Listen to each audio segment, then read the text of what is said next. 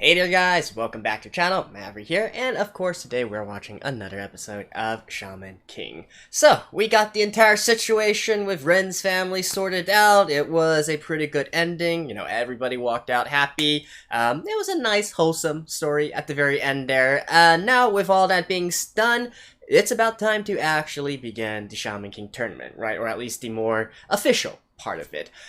Before that, though, I do believe that we are getting some, some in between, some breathing room, right? I think it's when the gang say their goodbyes and fool around a little bit. I can't quite remember, to be honest. I was spoiled a little bit by this episode's title. We are going to be introduced to the main antagonist of the series here, but beyond that, I don't really remember what this episode is all about, what this part is all about, so let's just dive right into it.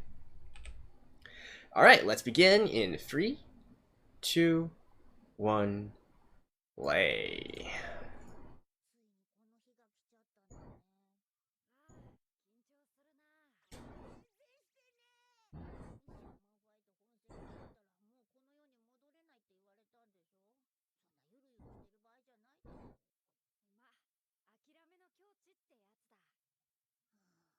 Hey, if he wasn't like that, he would never survive. Oh, don't worry, Manta.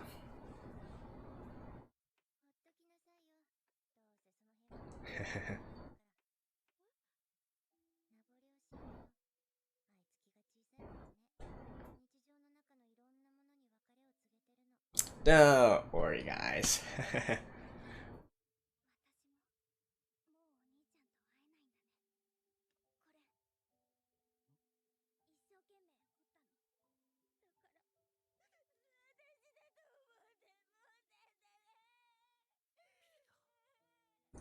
Don't worry about it.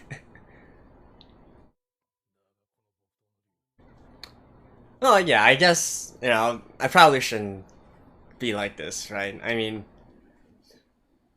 But hey, even back then when I was reading the manga, I was like, okay, there's no way we're never going to see these characters again, right?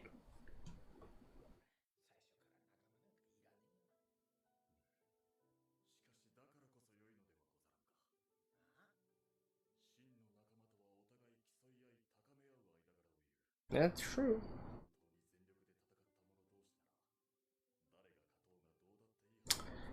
Well, it should matter, but, it's the journey, right?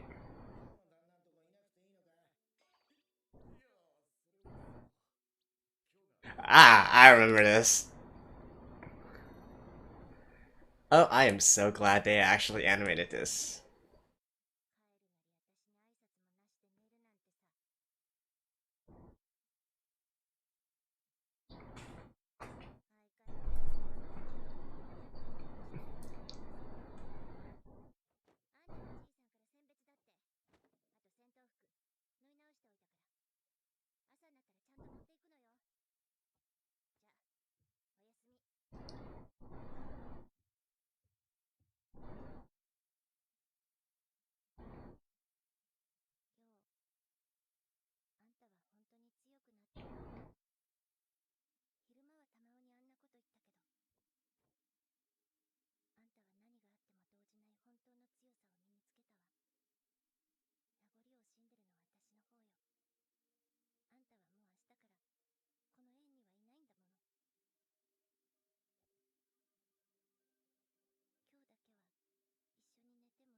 Ah, yeah.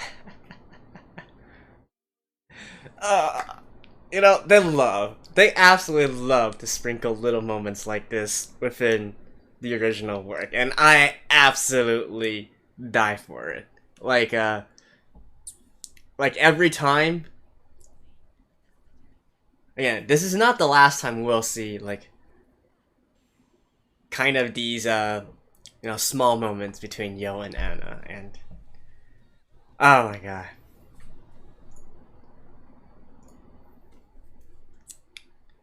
And come on, get your head out of the gutter, guys. It's it doesn't have to be like Halenchi and all that improper and so on and so forth. They just snuggle together, all right.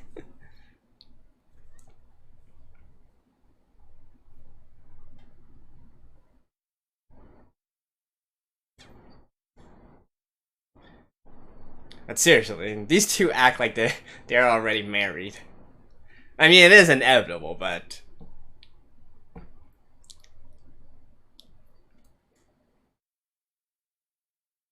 I honestly don't remember whether they did it in the original anime. But I am so glad that they included that scene here.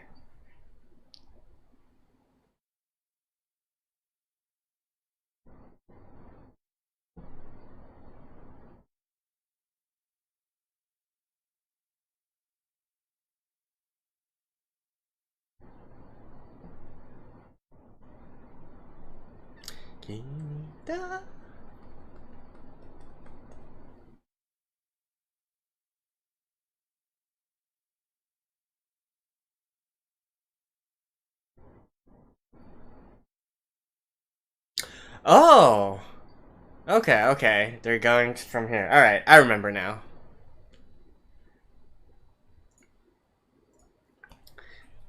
So we are getting right into it. Wow, we're at this point already, huh? Okay.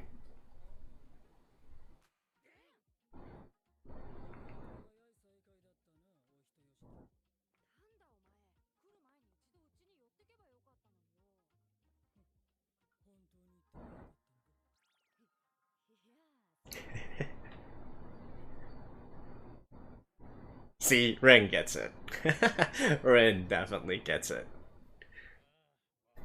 I'll bet Ryu gets it as well, and we certainly see Amidamaru get it as well. Ah, hello, Hal.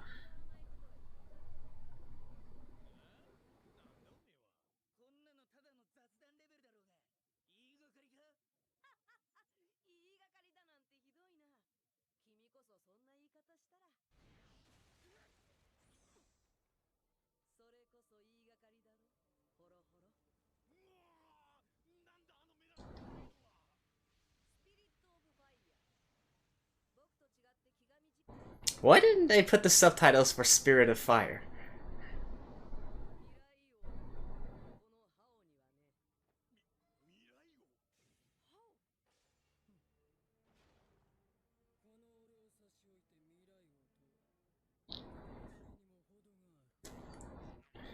No. He could absolutely, like, wipe them out just like that. At this point in time.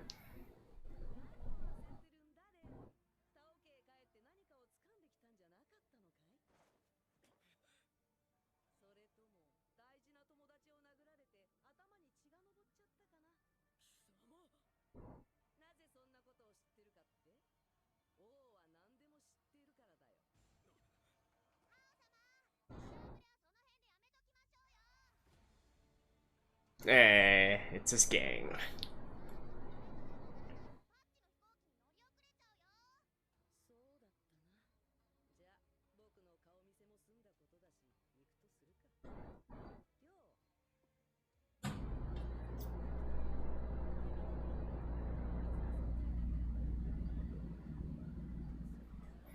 They're brothers.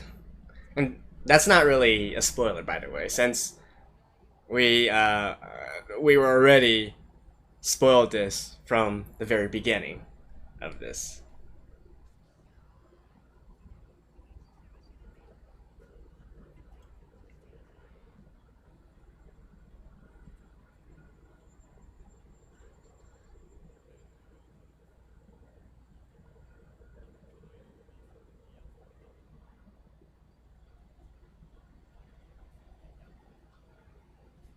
Who gets it?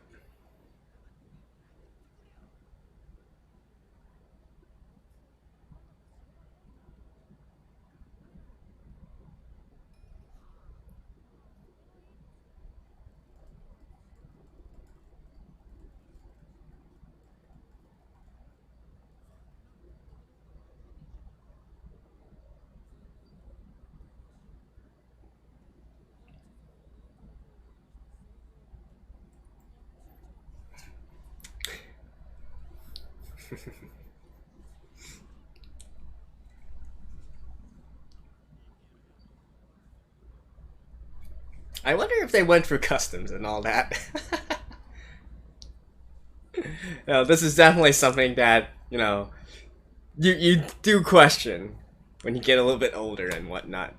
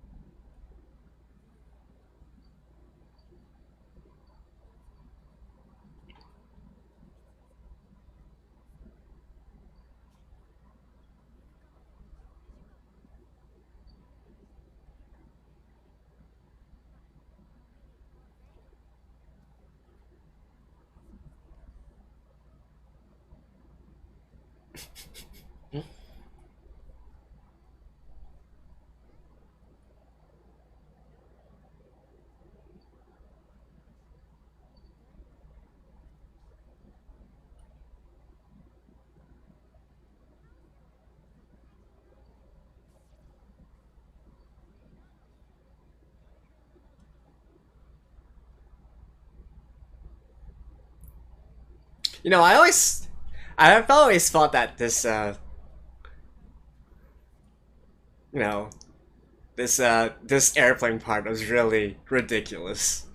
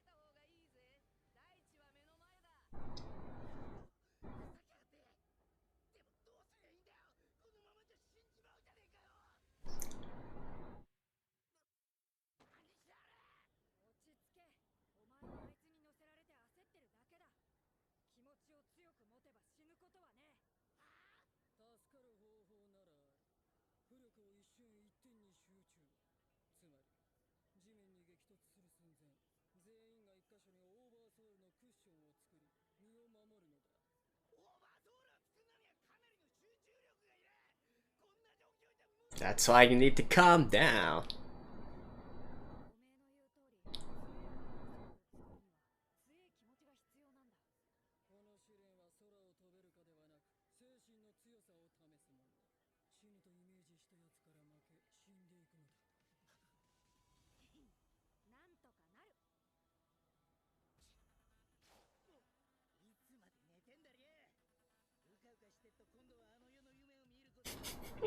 Poor hair.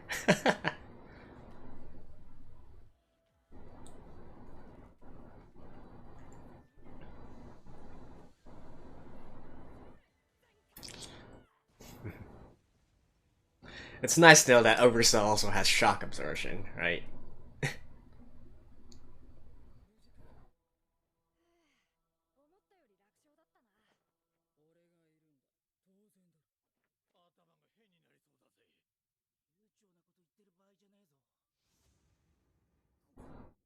Hey. You know, I actually don't quite remember what what places they went to while they were in America. Well, if you think about it, if you go from Japan to America, probably somewhere, yeah, somewhere in California.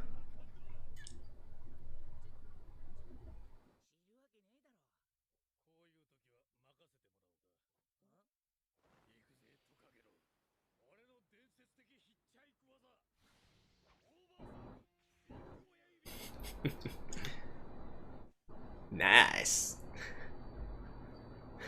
I like how he's speaking Japanese too.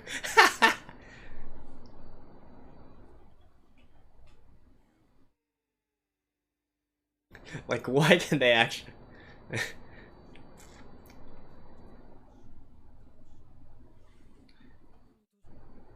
Ah, okay, okay.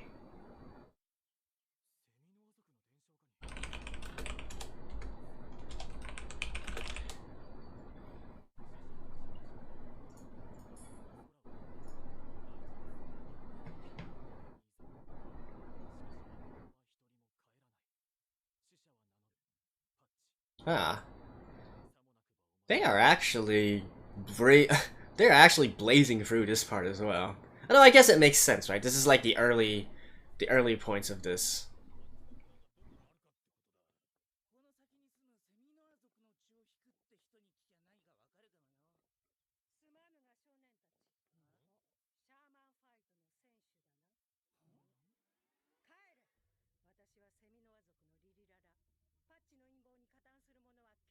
Okay, listening to her voice, this is probably the same voice actress from the original anime, right?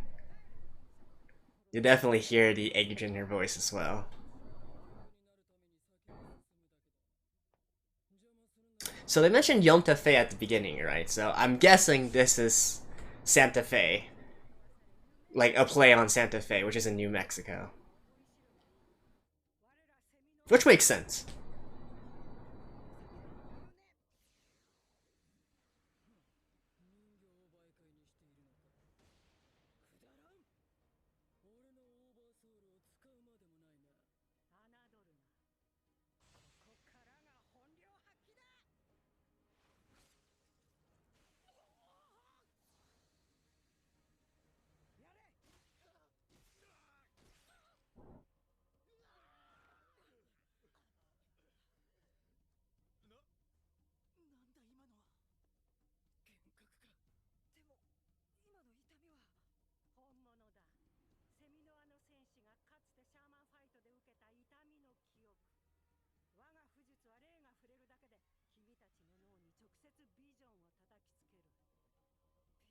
You know, they are not explaining. Yeah, this I feel like if this was a new viewer, you would definitely be very confused as to this point. I mean, I guess you could understand like what exactly is happening right now, but in the original manga, the transition was not so abrupt, right? They actually took a few moments to lead up to her and to eventually get to this conflict.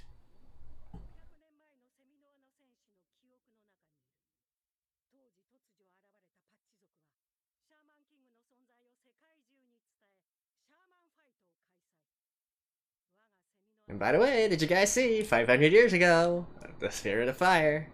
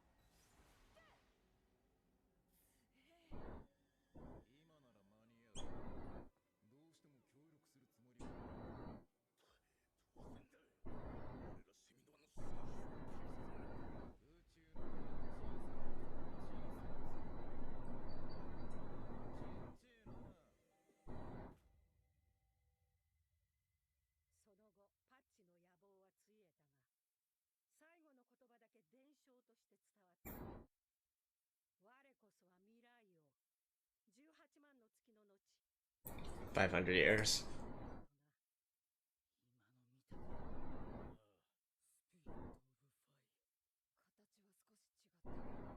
Why did they not put the subtitles for Spirit of Fire?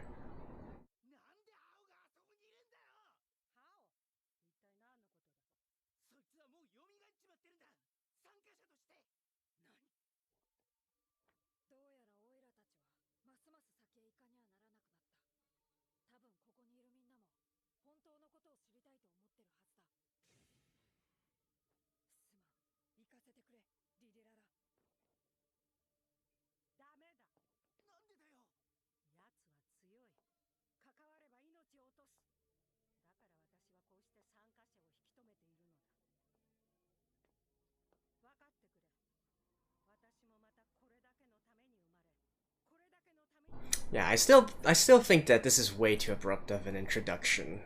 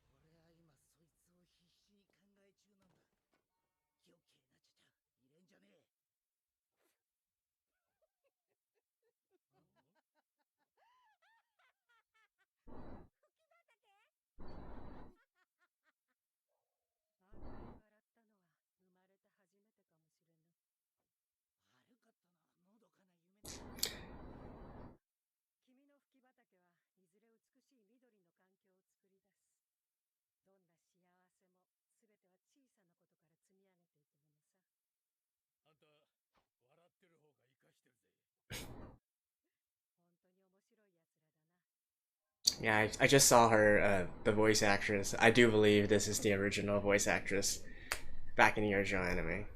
I mean, they do try to do this as a sort of like fan service, right? So they try to bring back all the original voice actors and voice actresses. Although you can obviously hear the age in their voices now, including Anna as well, right? And June.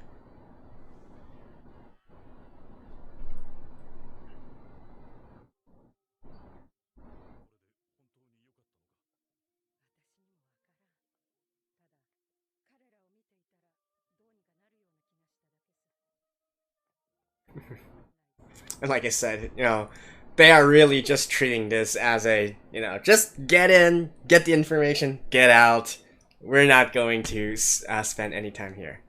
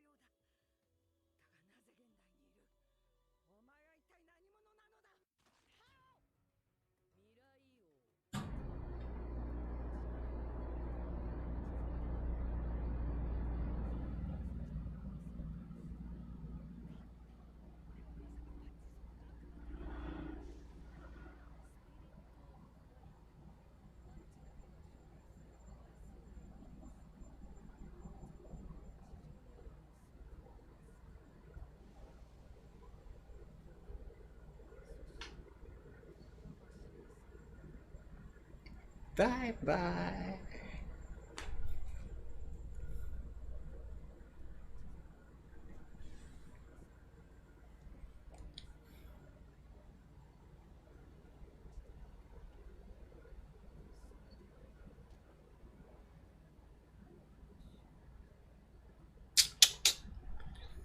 Ah!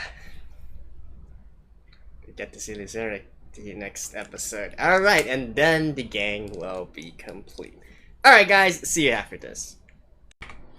Well, alright guys, so they certainly did not waste any time at all at getting to the important stuff, eh? Like, they completely blasted through this episode. It must have been at least, I would say I estimate at least 6 or 7 chapters that they adapted in this one episode here, so it flew by really, really fast.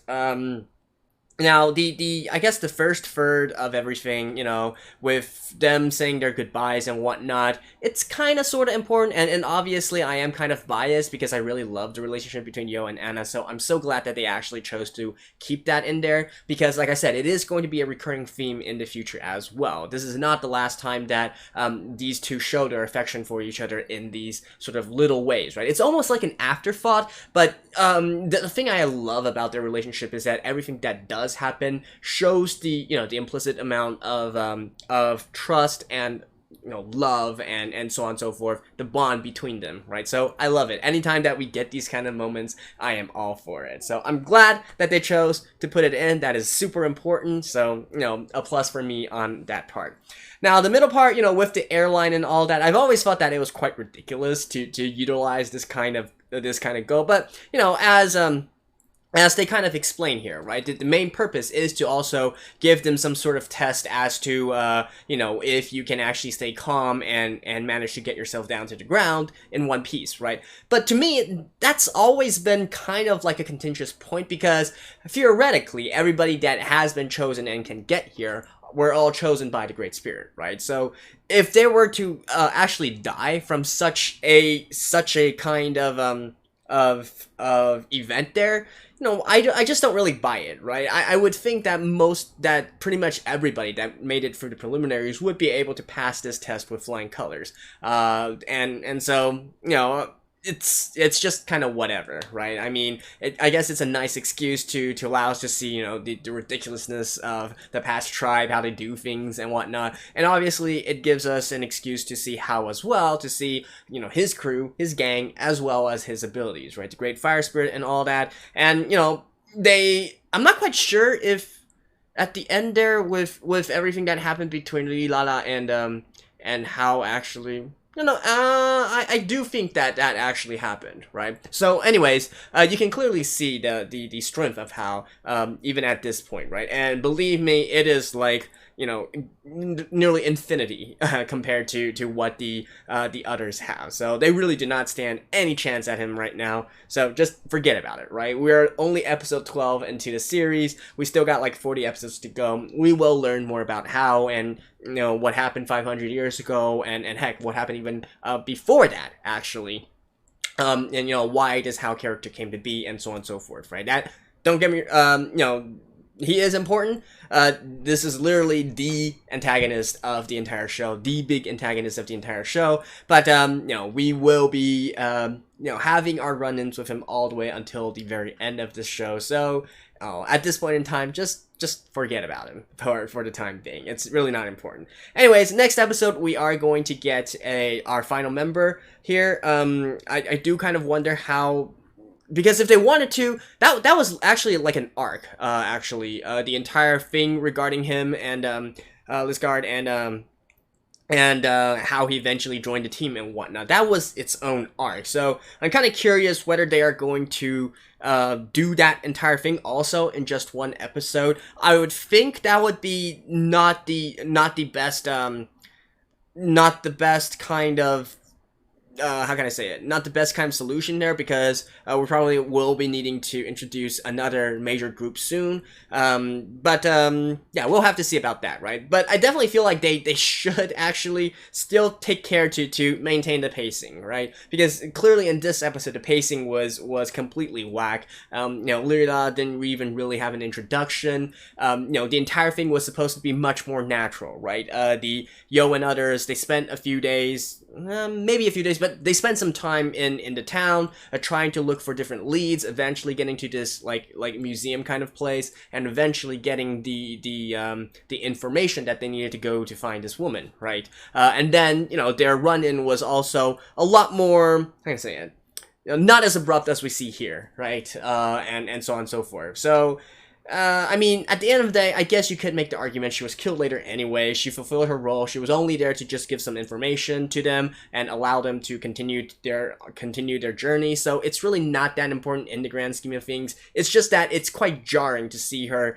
being utilized in this way and then immediately thrown aside, right? So I do hope that you know, we can cut down on the amount of this kind of interactions. I mean, I've said since the very beginning, right? I think it's fairly obvious that this is an anime, this remake is for the fans, first and foremost for the fans. I think it's quite obvious in a way that, they get all the original voice actors and voice actresses, even if their voices don't really suit the characters anymore, right? Like, Lila is a big, she is a perfect example here. June as well. I find that the female voice actresses are, fit this the most, are a product of this the most, because typically, in Japanese anime, especially for the girls, their voices sound quite different from, normal people talking and whatnot. So, I feel like they are more so